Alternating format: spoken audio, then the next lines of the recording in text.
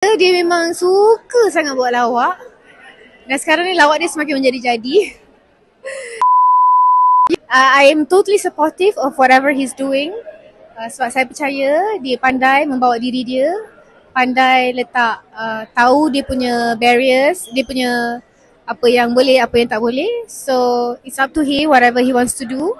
And as his wife, I totally support apa saja dia buat.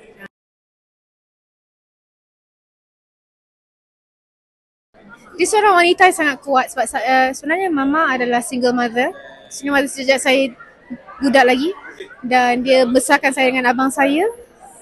Dan daripada situ saya nampak kalau dia boleh buat dan juga pada masa yang sama saya tak pernah rasa macam semuanya lengkap. Alhamdulillah saya membesar semuanya cukup.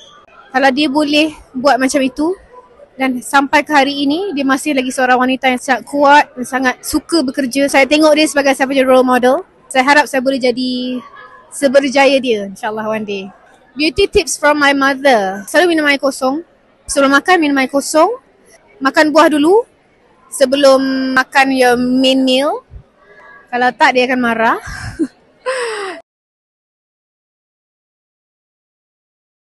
Saya menerima dengan hati yang terbuka. Alhamdulillah saya okey je. Pakai Afiq M. Baju daripada Afiq M. Tahun ni insyaAllah akan beraya di Kedah. Tema outfit tahun ni simple and senang untuk beraya rumah ke rumah. I main baju yang macam flow sikit-sikit je. Tak nak yang terlalu susah nak jalan. Warna? Warna rahsia. Warna rahsia. Yalah dia dalam kategori macam purple-purple macam tu lah. Ya. Yeah.